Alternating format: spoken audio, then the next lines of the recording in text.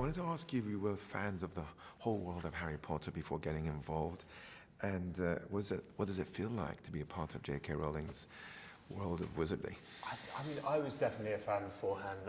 My little brother had told me very ardently to read the book and the first Harry Potter book, and I sort of got into them from there.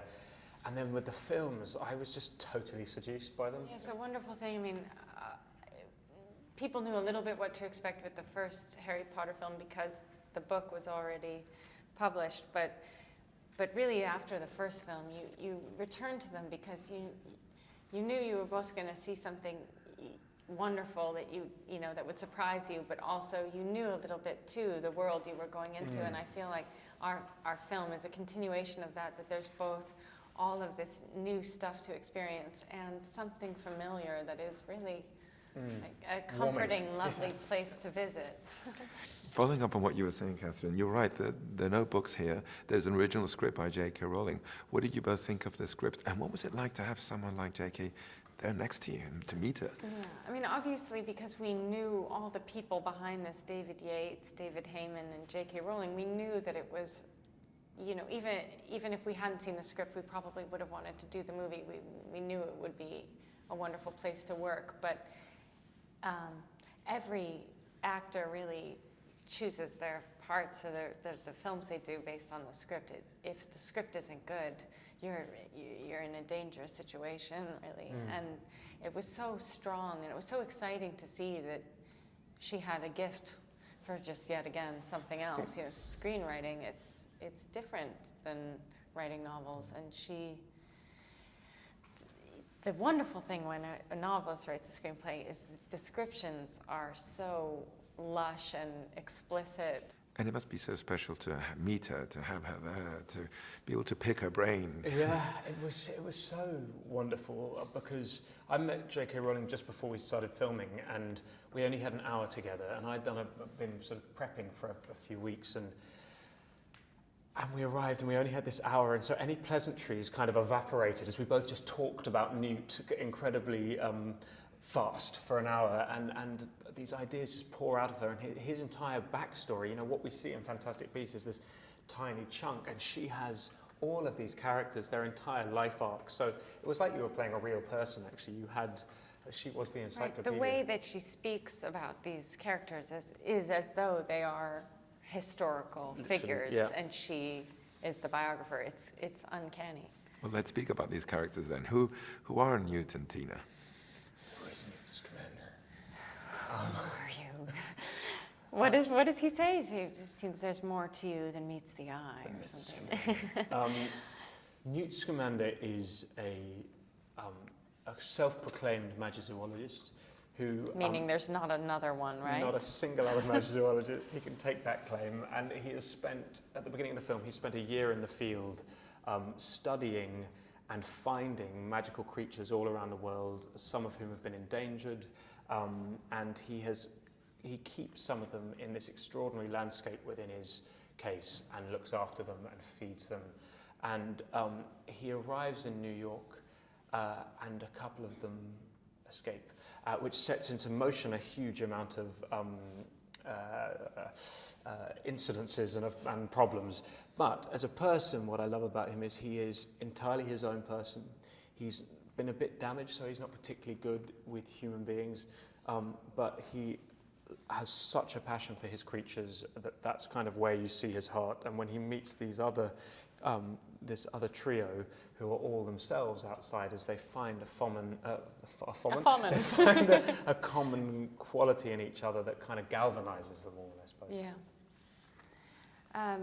Tina is a very serious, hardworking, awkward, damaged person. They share some traits that they both are very passionate about their work and thrive in that environment, but are a little stunted it's contagious developmentally in other ways. And what I loved about Tina was that she loves her work. She's so proud of it, and has a sense that she has great potential as a witch, as an auror, but also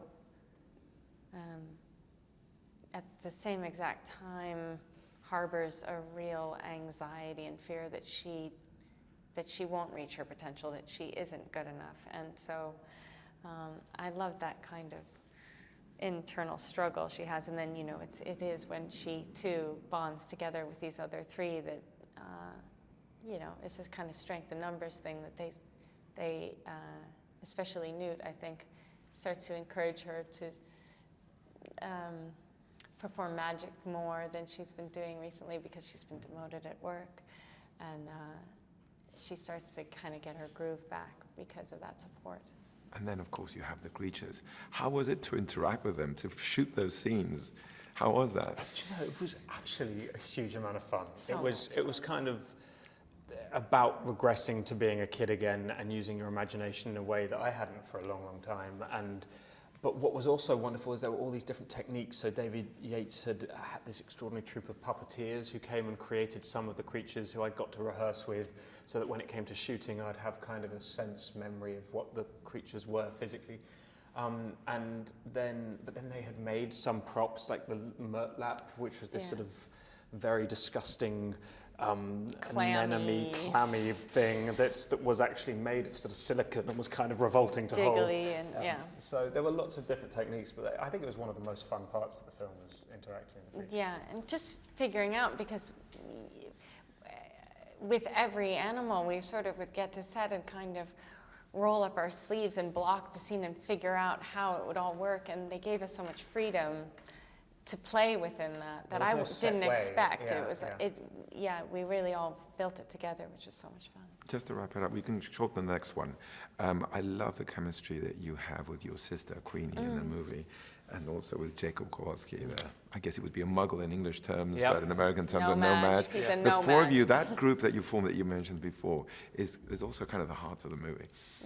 I think they were, you know, David were so specific in the casting of the four of us that we had these sessions in the auditions of lots of different groups and checking, because in some ways David always described it as being, you know, a quartet, and it being a sister movie, and it being a buddy movie for me and Jacob, and it being a romantic movie in some ways. So I think it was important that all of those sides of the story work together and fit together. Yeah.